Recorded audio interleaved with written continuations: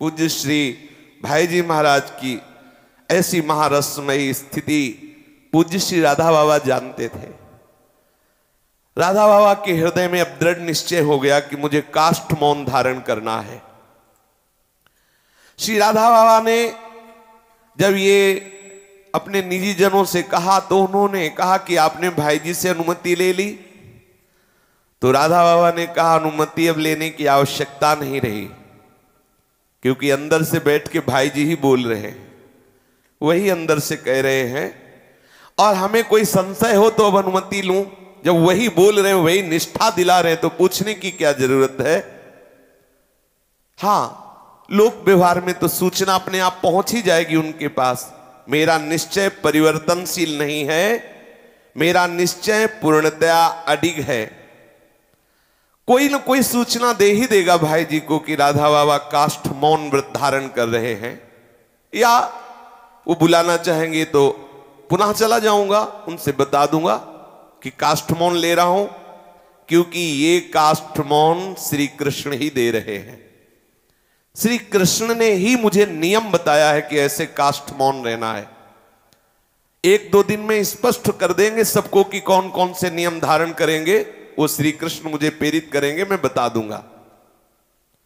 अंततः समस्त भक्त मंडली में खलबली मच गई कि भाई जी महाराज तो ऐसी रुग्णावस्था को प्राप्त हो, पूज्य राधा बाबा ऐसे कठोर नियम ले रहे, किसी से ना बोलना ना देखना, कैसे कैसे चलेगा। भक्तों का तो जीवन ही होता है भक्तों का संग, रसमयी चर्चा, बड़ी बड़ी आंतरिक समस्याओं का एक क्षण में समाधान। अब वो कैसे होगा? सब अंदर से विकल हो रहे हैं, कैसे मुस्कुरा के बोलेंगे, कैसे हमारी तरफ देखेंगे।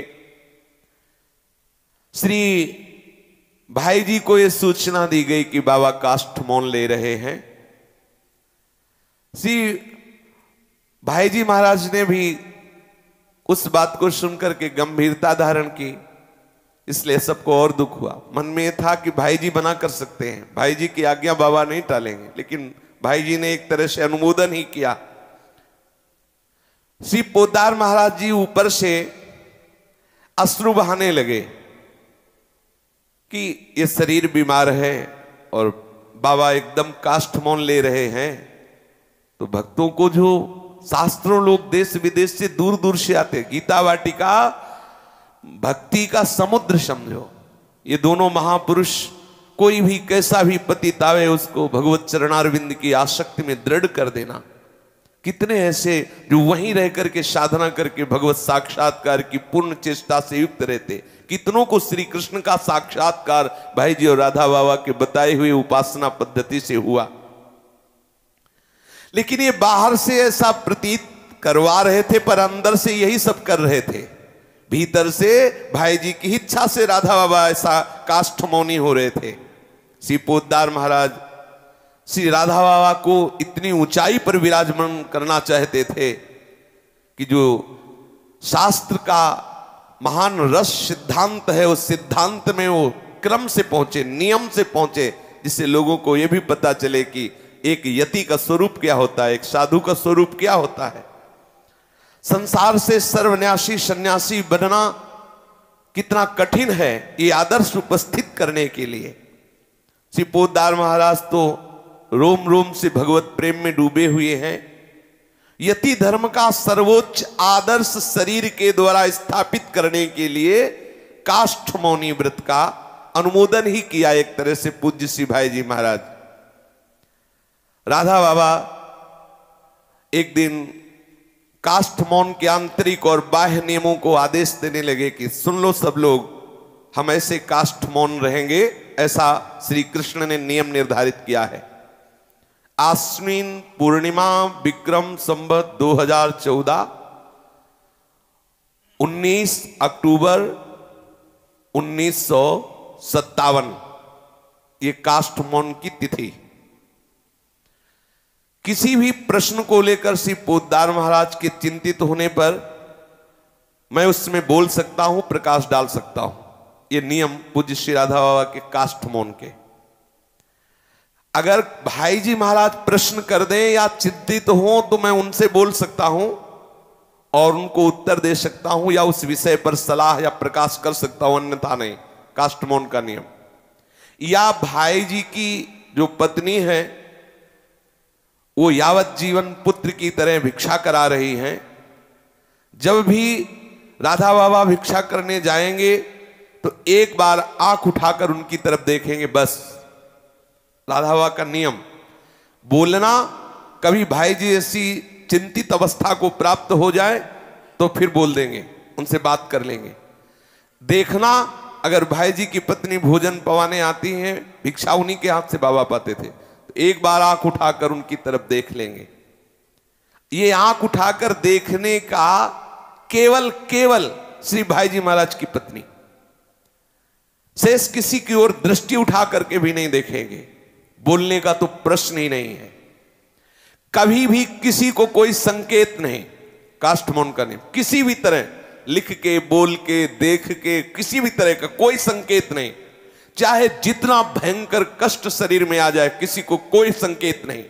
चाहे कितना भयंकर रोग आ जाए, कभी किसी को कोई संकेत नहीं। भूख लगी, प्यास लगी, कोई भी दर्द, कोई भी विपत्ति, कोई भी परेशानी, किसी भी तरह से कोई संकेत नहीं। ये काष्ठमोन। जल भी कभी अपने हाथ से नहीं पिएंगे, कोई पिला दे। कोई में श्री भाई जी महाराज की पत्नी, श्री पोद्दार महाराज स्वयं या उनकी पत्नी या इन दोनों की आज्ञा से युक्त उनकी बेटी सावित्री उन्हें जल पिलाए। तीसरे के हाथ से, मतलब अन्य के हाथ से उनको जल भी नहीं पीना, स्वयं तो कभी पीना ही नहीं। काष्ठमोन में भिक्षा भी केवल इन्हीं के हाथ से। दृष्टि केवल भाई जी और भाई जी की पत्नी, बस एक दृष्टि, वो भी कभी ऐसा। यदि किसी कारणवश शरीर संग श्री पोद्दार महाराज से छूट जाएगा तो जहां छूटेगा वहीं स्थित हो जाएंगे। नियम, शरीर से जहां भाई जी से दूर हो गए वहीं कभी भाई जी के शरीर से बिलगाव नहीं हो सकता। प्रीति हो तो ऐसी हो, पूज्य राधा और भाई जी जैसी। उस स्थान से तभी हम हट सकते हैं जब भाई जी हाथ पकड़ के ले चले। ऐसा नहीं हो सकता। अगर वो हमसे अलग हुए, वहीं बैठे रहेंगे जब तक वो नहीं लेने आएंगे। और यदि कहीं शरीर शांत हो गया तो आजीवन जहां शरीर उनका पूरा हो वहीं शरीर पूरा कर देंगे। बड़ा कठोर नियम। और ऐसा ही किया बाबा ने।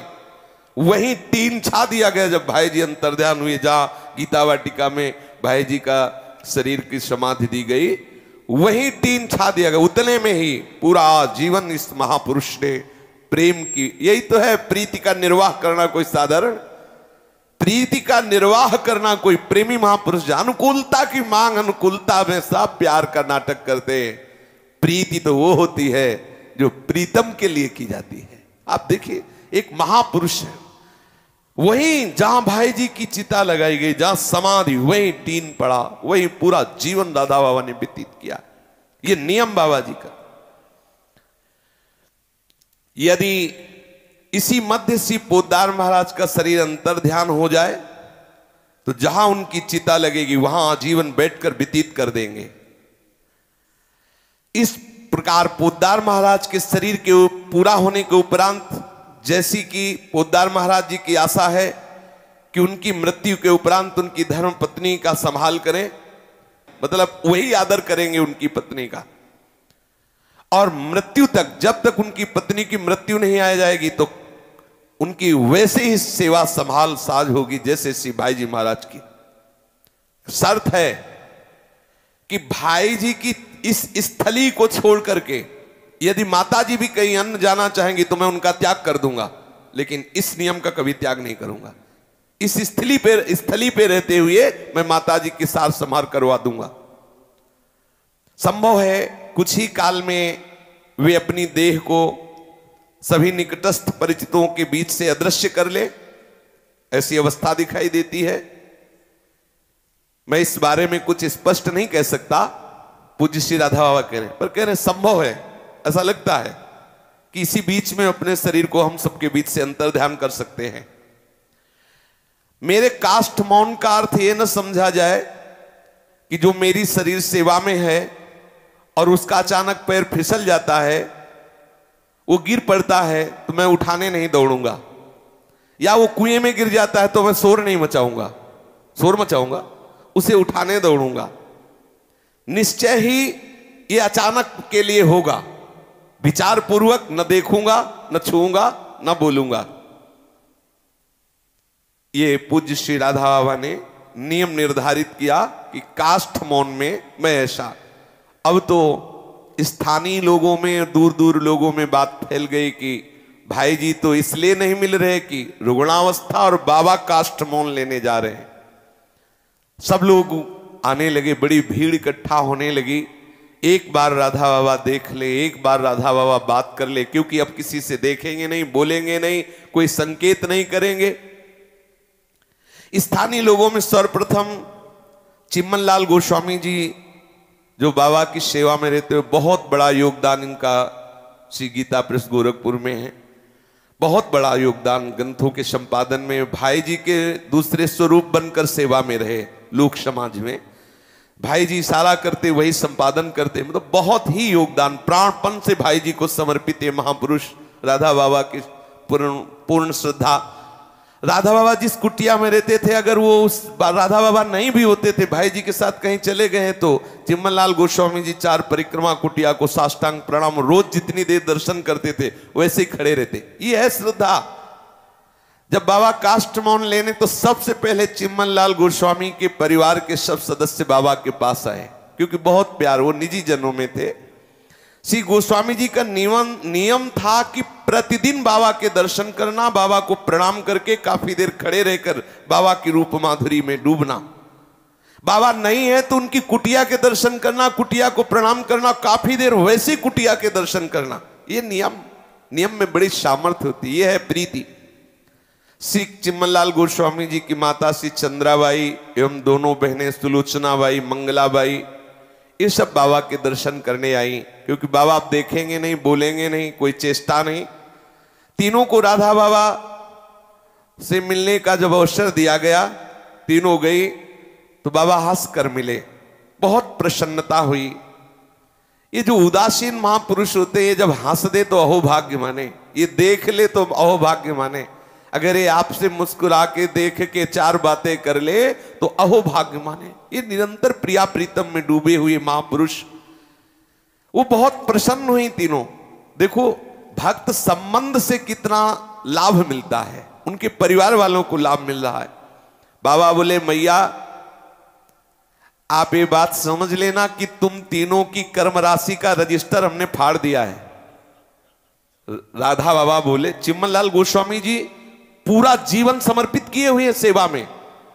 तो बाबा मुस्कुरा के बोले राधा बाबा कि मैंने तुम तीनों की, चिम्मनलाल गोस्वामी की मैया और उनकी दोनों बहनें, उन्होंने कहा कि मैंने तुम्हारी कर्म राशि को पढ़ा। श्री कृष्ण से हमने कहा कि इन तीनों का रजिस्टर फाड़ दो, अपने को कहने की भी जरूरत नहीं है। अनुल्लिख्यानंतानपि तदपराधानु मधुपतिर महाप्रेमाविष्टम तो परम देवम विमृशति। इस रज रानी के प्रभाव से, राधा रानी की चरण दास्ता के प्रभाव से, राधा नाम के प्रभाव से रजिस्टर फाड़ दिया जाएगा नहीं, फाड़ दिया गया। सच्ची वाली है, आप विश्वास तो कर लीजिए। अगर बाबा ना बताते तो उनको पता चलता क्या? बाबा ने कहा तुम तीनों की पूरी कर्मराशि की फाइलें हमने पढ़ी और श्री कृष्ण से प्रार्थना की कि इनकी फाइलें फाड़ दी जाए, वो फाड़ दिए। अब देखो तुम तीनों के जो जीवन के कुछ दिन बचे हैं उनमें कष्ट आएगा, उसे भोग लो। सीधा रास्ता है, ये राजमार्ग है, बस कुछ दिन कष्ट भोग लो, फिर श्री कृष्ण के पास पहुंच जाओगी। बोलो कोई ऐसा ढांढस बंधा दे तो चाहे रोज नए नए जगह कैंसर हो, क्या फर्क पड़ता है? जाना है ना, श्री जी के पास जाना है। ये शरीर तो छूटेगा, आज नहीं तो कल छूटेगा, हमारा क्या, सबका छूटा। अरे कोई ये हमें वादा कर दे कि श्री जी मिलेंगे तो क्या, आप सोचो। और प्रबोधानंद पाद सरस्वती जी, बड़े बड़े महापुरुष वादा करते श्री जी मिलेंगी। आप वृंदावन का आश्रय लें, वृंदावन का वास स्वीकार करें, रज शरीर में लगाए, राधा राधा बोले, ये वादा ही है, पक्का श्री जी मिलेंगी।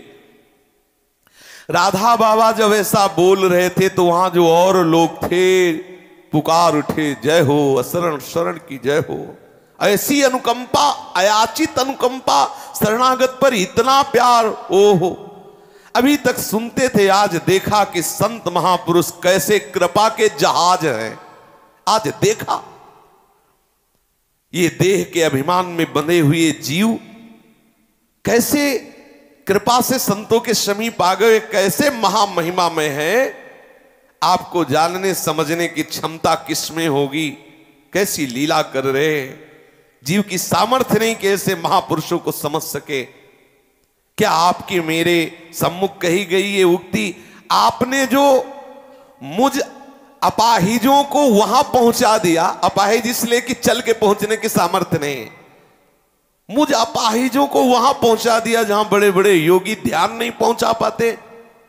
आपके श्रीमुख से यह निकलना कि आपकी कर्मराशि की फाइल को श्री कृष्ण से फड़वा दिया। एक एक अक्षर परम सत्य बोलने वाले महात्मा, क्या किसी और प्रमाण की जरूरत है। प्राकृतिक शरीर में हम लोग रह रहे हैं, लेकिन आप अखिल विश्व मंगल का विधान करने वाले विधायक हो। ऐसे राधा बाबा को हम नमस्कार करते हैं, जो अब उनका आश्रय जिन्होंने लिया उसके परिवार की कर्म फाइल को नष्ट कर रहे हैं। देखो, भगवान के लिए भी ऐसा कहा कि प्रणत कुटुंब पाल रघुराई, तो भगवान ही तो भक्त रूप से प्रकाशित होते हैं। निश्चय ही कितने अहोभाग्य हैं जो भाई जी महाराज और श्री राधा बाबा के आश्रित होकर रह रहे हैं। उनके मंगल विधान में उस समय कितना मंगलमय वातावरण, इधर भाई जी राधा बाबा, ऐसा महाप्रेम का वातावरण। श्री चिमनलाल गोस्वामी जी की तीसरी बहन ताराबाई एवं उनके पति बद्री प्रसाद जी एवं सबसे छोटी बहन बिमला देवी, ये राधा बाबा ने इन सबको अवसर दिया था कि आप आइए, काष्ठ मौन के पहले हम आपसे मिल लेंगे। प्रेम से सबसे वार्ता की।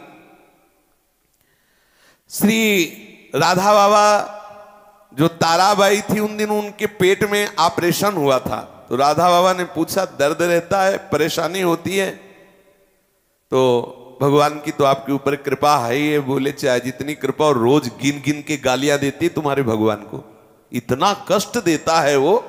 तो राधा बाबा खूब हंसे और बोले अब तू विनय मत करना, गालियां ही देना, तू गिन गिन के गालियां ही देते रहला, भगवान को तू गालियां दिया कर, भगवान बहुत प्रसन्न होते हैं। देखो, ये सबके लिए नहीं है कि शुरू कर दो ये महापुरुष जन है, वो दृष्टि से देखते हैं कि कौन किस भाव से कहा जुड़ा हुआ है। इसलिए बाबा ने कहा कि तुम भगवान को खूब गालियां दिया करो, प्रतिदिन दिया कर। देखो, बिल्कुल सच्ची मानना, कभी ऐसी गलती मत करना तुम। ये महापुरुषों की विनोद भरी वार्ता है, उसका कितना प्रेम है ठाकुर से को प्रभु से ऐसे कटुवचन बोलती है। तो बाबा, अच्छा नरसिंह मेहता भी तो गालियां दे रहे, तो किस कोटि का कौन भक्त है, हम उसका अनुकरण न करें। श्री राधा बाबा बिमलाबाई से जब उनके भजन के विषय में पूछा तो उन्होंने इतना ही कहा कि मैं तो मंदिर में जाती हूँ, ठाकुर जी के दर्शन करती हूँ, और बाबा भजन हो या ना हो, मैंने आपको अपना सगा भाई मान लिया है, बिमलाबाई ने कहा। तो राधा बाबा ने कहा कि सच्ची? उनका हाँ बाबा।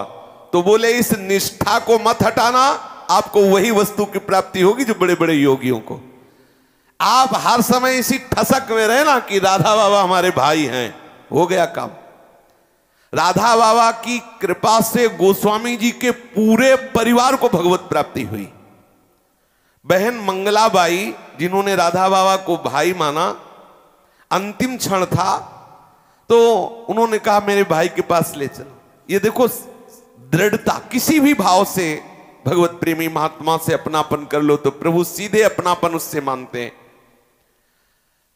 श्रीमती चंद्राबाई का देहावसान जब हो रहा था तो बाबा अपना हाथ उनके माथे पे रखे हुए थे और उनका शरीर, फिर बाबा ने कहा भाई मेरी बहन है तो कांधा तो लगाने को बनता है।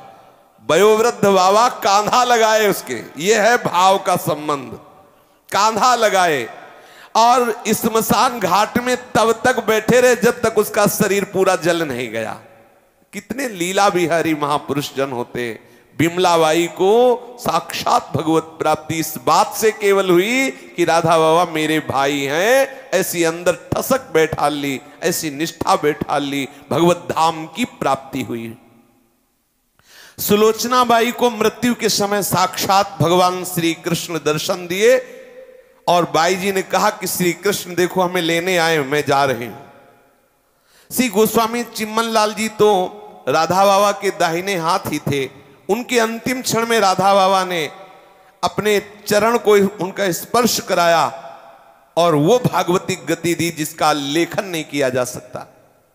अचिंत महालीला शक्ति की जय हो, जो अपनी लीला के मिस से न जाने किन किन जीवों को श्री राधा बाबा की कृपा से वो परम पद की प्राप्ति कराई, जो बड़ी बड़ी साधनाओं से नहीं होती। श्री कृष्ण के पावनतम ये महामहिमा में ब्रजधाम में प्रवेश करने का सौभाग्य उन्हीं को मिलता है जब उनके प्रेमी जनों का संग मिलता है। ये बिल्कुल सिद्ध बात समझ लीजिए। आपको यदि वृंदावन धाम आने को मिला है, यहाँ कहीं किसी भी तरह से अपनापन हो रहा है, तो किसी न किसी भागवताचार्य, रासाचार्य, कोई न कोई संत महात्मा जो रजूप से भी वृंदावन रज का सेवन करने वाले हैं, उनका संबंध हुआ, उसी से इस धाम में आगमन हुआ। और चिदानंद धाम में भी प्रवेश तभी होगा जब किसी रसिक का संग हो जाएगा। दोपहर का समय था। गोरखपुर शहर के साहबगंज नामक मोहल्ले से श्री ठकुरी बाबू आए कि बाबा आप काष्ठमौन लेने वाले हैं, तो उनको समय दिया गया था। ये बाबा को अपना मित्र मानते थे। मित्र जैसे भगवान से सब भाव किए जाते हैं, हमारे सखा है, हमारे पुत्र है, हमारे ऐसे जो सिद्ध महापुरुष जन है, उनसे भी आप अपने भाव के अनुसार देख सकते हैं। श्री राधा बाबा को मित्र मानते थे। राधा बाबा ने कहा अगर तुम ऐसा ही पक्का मानते रहे तो तुम श्री कृष्ण के सखा बन जाओगे, देख लेना। जब राधा बाबा के साथ सामने आते तो राधा बाबा कहते कहो मित्र कैसे हो, ऐसे पूछते, कहो मित्र कैसे हो ठकुरी बाबू। और वो आंसू भर लेते कि इतने बड़े महापुरुष मेरे भाव को स्वीकार करते, मुझे मित्र कहते हैं। मित्र शब्द कितना प्यारा है, कितना मीठा है। राधा बाबा उनको आते ही आओ मित्र कहकर स्वागत करते। एक दिन की बात है, इनको बड़ा आर्थिक नुकसान पहुंचा। ठकुरी बाबी को साहबगंज की कोठी थी जिसमें पहले रास लीला हुई, पीछे चर्चा में वर्णन हुआ था। ऐसी धन की हानि हुई कि वो कोठी बिक गई, बहुत ही धन की कमी आ गई। देखो भक्तों के जीवन में ये लीलाएं होती रहती हैं। कभी बहुत धन की वृद्धि दिखाई दे रही, बहुत सुखी समृद्ध, कभी ऐसा दिखाई देता है बहुत अकिंचन हो गए, गरीब हो गए, कुछ है नहीं, ऐसे नाना प्रकार के लीला। लेकिन भक्त के हृदय में कोई परिवर्तन नहीं होता, वो आनंद से निमग्न रहता है, क्योंकि उसने लौकिक धन को धन माना ही नहीं, हो तो प्रभु को अपना धन माना। श्री राधा बाबा उनको प्रबोध कर रहे थे। श्री राधा बाबा कहे कि देखो मित्र, जीवन में ये द्वंद्व आते ही रहते हैं। इन द्वंद्वों से कभी अपने प्रभु पर विश्वास पर कोई संशय न खड़ा करे कि यार प्रभु का हम भजन कर रहे हैं, प्रभु की शरण में, देखो हमारी कोठी में आग लग गई, देखो हमारा धन नष्ट हो गया, ऐसा हो गया, वैसा, ये सब ना कुछ लोग कहते हैं बोलो भगत बन रहा है, इसके देखो वहां आग लग। नामदेव जी जैसे सिद्ध महापुरुष की जब कुटिया में आग लग सकती है, तो अपने लोग किस कोटि के हैं? ये आग लगना, धन नष्ट हो जाना, या शरीर में कोई अंग भंग हो जाना, ये सब ठाकुर की लीला के अंतर्गत है। अनंत जन्मों से सब हिसाब किताब चल रहा है, इसी जन्म में भगवत प्राप्ति होनी है, वो ठाकुर जी थोड़ा थोड़ा करके सब भुगा देते हैं। इसमें क्यों में नहीं चलेगा, इसमें प्रश्न नहीं चलेगा ऐसा क्यों हो रहा है। भक्त के जीवन में कुछ ऐसी परिस्थितियां भी आ सकती है जहां आपकी बुद्धि काम नहीं करेगी कि इतना भजन करते हैं, खाने को भी नहीं। देखो श्री सुदामा जी की देखो, कई कई दिन भूखे रहते। ऐसे कितने जीवन चरित्र आए जिनके प्रीतम इतने अखिल साहब हैं लोगों के, उनका दास होकर वो कई दिन भूखा रहता है, ऐसे आए हैं चरित्र। राधा बाबा ने कहा कि तुम अटूट विश्वास करो मेरी बात पर, तुम्हारा बहुत बड़ा सौभाग्य है। सच्ची बात तुमसे कह रहा हूं मित्र, शेष महेश सनकादि योगी सुरगण जिनके चरणों की कल्पों तक उपासना करते रहते हैं और उनको सौभाग्य नहीं मिलता, वो तुम्हें सौभाग्य मिल गया है। तुम श्री कृष्ण के नित्य सखा मंडल में पहुंच जाओगे। पूज्य श्री राधा बाबा कह रहे हैं, भगवती लीला महाशक्ति ने मुझे बताया है कि यह विधान बन चुका है, जब तुम्हारा शरीर छूटेगा तुम श्री कृष्ण के सखा रूप में युक्त हो जाओगे।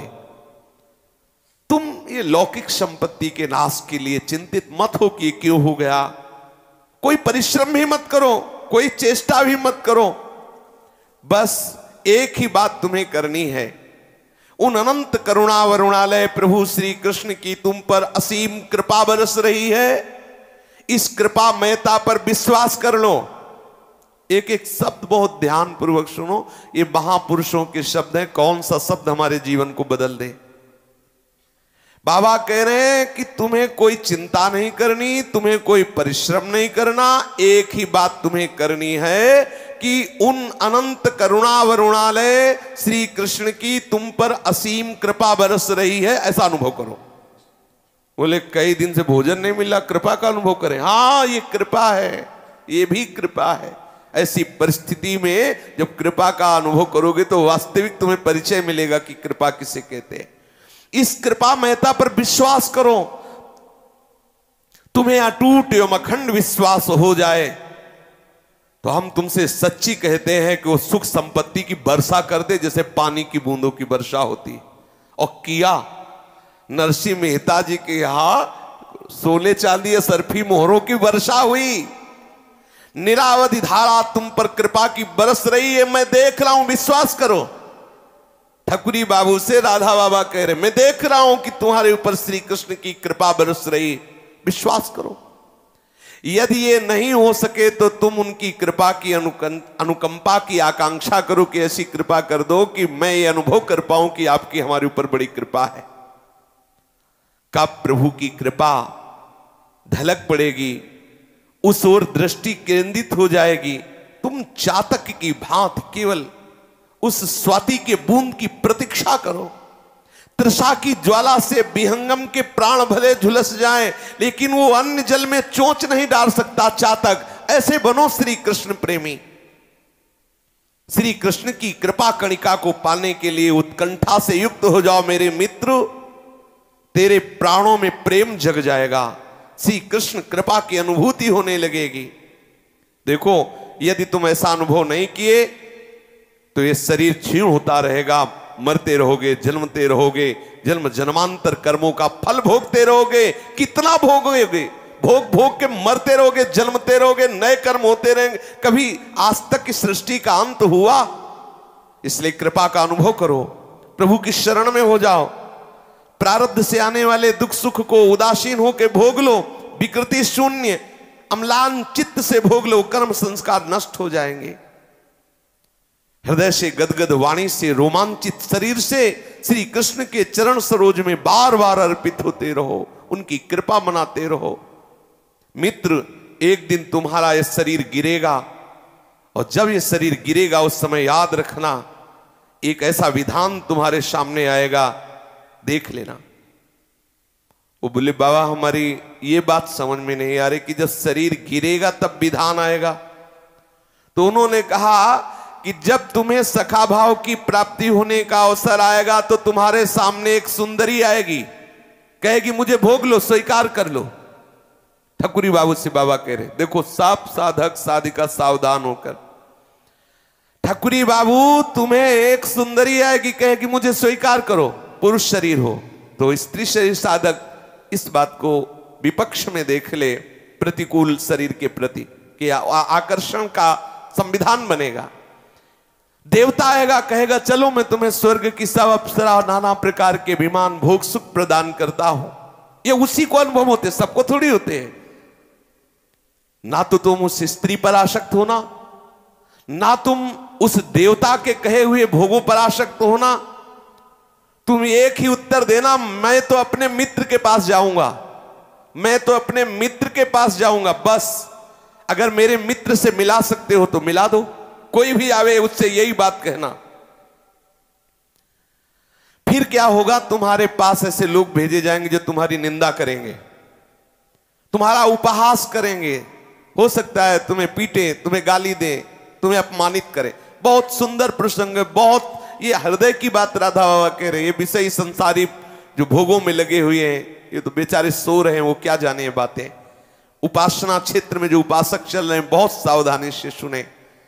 जब कोई आध्यात्मिक उन्नति का अवसर आता है तो ये प्रश्न सामने खड़ा कर दिया जाता है, सुख सुविधाएं, भोग सामग्रियां इस मृत्युलोक की, या इनसे उदासीन हो गया तो स्वर्गलोक की, इनसे भी उदासीन हो गया तो ब्रह्मलोक तक के सब वैभव उसको घेर लेते हैं। तभी लिखा है कि आप ब्रह्म स्तंभ पर्यंतम सर्वम मायामयम जगत, ऐसा समझो और निरंतर हरि नाम प्रियालाल का नाम रटो, इनसे वैराग्यवान रहो, जो तुम्हारा लक्ष्य उसमें दृढ़ रहो। लक्ष्य हमारा है प्रियालाल के चरणारविंद की प्राप्ति, तो हर समय देखना क्या इस चेष्टा से प्रियालाल मिल जाएंगे, क्या इसी व्यक्ति से प्रियालाल मिल जाएंगे, क्या इस वस्तु से प्रियालाल मिल जाएंगे, क्या इस स्थान से प्रियालाल मिल जाएंगे। अंदर से प्रश्न करना है, मुझे प्रियालाल चाहिए। तुम्हारी निंदा करेंगे, उपहास करेंगे, और तुमको लोग तुम्हारे सामने कहेंगे अरे इस साधु की चक्कर में मत पड़ना, ये तो ढोंगी है, पाखंडी है, ये भयंकर विपत्ति में फंसा देगा, गिरा देगा। ऐसे तुम्हारे सामने तुम्हारी अवहेलना होगी, लेकिन तुम घबराना नहीं। पूज्य श्री राधा बाबा कह रहे घबराना नहीं, मैं तुम्हें अपने मित्र के पास पहुंचा दूंगा। ये बीच में आएंगे प्रश्न, सावधानी पूर्वक तुम अपनी निष्ठा पे अड़े रहना, हिलना नहीं। जे भी तुम निष्ठा में लगे रहोगे तो सामने एक ऐसी जगह आएगी जहां मैं तुम्हें खड़ा दिखाई दूंगा और मैं तुम्हें फिर ले चलूंगा समस्त विषय भोगों से पार उस सच्चिदानंद प्रभु के समीप। श्री राधा बाबा कह रहे बिल्कुल ऐसा ही हर उपासक समझ लो। आप जैसे जैसे साधना में आगे बढ़ोगे तो आपके आगे प्रलोभन आएंगे, सुविधाएं आएंगी, नाना प्रकार की विषय सामग्री आएंगी। आपके अंदर की अगर ये चाह मिटने लगे, प्रियालाल मुझे चाहिए, अगर ये चाह मिटने लगे, समझ लेना वो चाह मिटाने के लिए ही वो बात आई है। हट जाओ, उस बात से हट जाओ, उस विषय से हट जाओ, उस चिंतन से हट जाओ, उस भोग से हट जाओ। कभी स्वीकार मत करो एक जीवन, कितना जीवन, केतिक आयु केतिक जीवन, काहे विनाशत काज हटकत। बहुत बढ़िया अवसर बना है ये जो हम साधन भजन करते हैं, जब विषय सामग्री आती है हम हर्षित हो जाते हैं, यह हमारी कमजोरी है। सावधान हो जाओ, थोड़ी दिन जल लो, थोड़े दिन परेशानी का जो अनुभव कराने वाले विकार हैं इनको सह जाओ। आगे प्रभु खड़े हैं, आगे सदगुरुदेव आपके स्वागत के लिए खड़े। बाबा क्या बोले, एक जगह ऐसी आएगी जहां मैं आगे खड़े मिलूंगा और फिर मैं आपको ले चलूंगा और सच्चिदानंद श्री कृष्ण से मिला दूंगा, फिर सदा सदा के लिए तुम्हारा मिलन हो जाएगा। इतना तुम समझ लो कि घबराना नहीं, किसी परिस्थिति में मैं चारों ओर परिधि बनाकर तुम्हें चलूंगा। जब कभी आपको लगता हो कि मैं कहीं भ्रष्ट ना हो जाऊं, नष्ट ना हो जाऊं, तो घबराना नहीं, गुरु कृपा इष्ट कृपा तुम्हें घेरे हुए चल रही। संतों के चरित्र से यही बातें समझ में आती जो हम कभी ना किसी शास्त्र में पढ़ सकते हैं और ना हम समझ सकते हैं। ये बात पढ़ने और समझने में एक सूत्र में बोल दिया करो सदा तिनके रखवारी, लेकिन इस रूप में भी रक्षा होती है। घबराना नहीं, मैं तुम्हारे एक ऐसी परिधि बना के चलूंगा कि तुम्हें कोई भ्रष्ट नहीं कर सकता। ठकुरी बाबू, जो मैं लक्ष्मण रेखा खींच दूं उसे लांघना नहीं, तो किसी भय की ताकत नहीं कि तुम्हें भयभीत कर सके। पूज्य श्री राधा बाबा कह रहे हैं कोई कितना भी आकर्षण दिखावे, तुम अपनी लक्ष्मण रेखा से बाहर मत होना। जो मैं लक्ष्मण रेखा खींच दूं, अर्थात जो नियम बता दूं, जो सिद्धांत बचाओ, कितना भी तुम्हें उस तरफ से आकर्षित करे, आकर्षित मत होना। जैसे ही तुम लक्ष्मण रेखा से खींचकर गए, वैसे ही माया ऐसे भयंकर रूप रखेगी, रौंद देगी तुम्हें। लक्ष्मण रेखा को पार मत करना। ठकुरी बाबू, कभी ये माया तुम्हारी पत्नी का रूप रख के आएगी और रोएगी, बिलपेगी, तुम्हारे पैर पकड़ेगी। कभी ये माया तुम्हारे अंदर की वासना पूर्ति करने के लिए इतना सुंदर रूप रखाएगी, भया ऐसा भरमाना चाहेगी कि तुम्हें लगेगा अरे छोड़ो श्री कृष्ण चलो। कभी इतनी भयावनी आकृति लेकर के आएगी कि भयभीत होकर भाग पड़ो, परंतु ना लुभाना ना भय करना। मेरी लक्ष्मण रेखा का उल्लंघन कभी नहीं करना, तो ठकुरी बाबू तुम्हारा बाल बांका भी कोई नहीं कर सकता।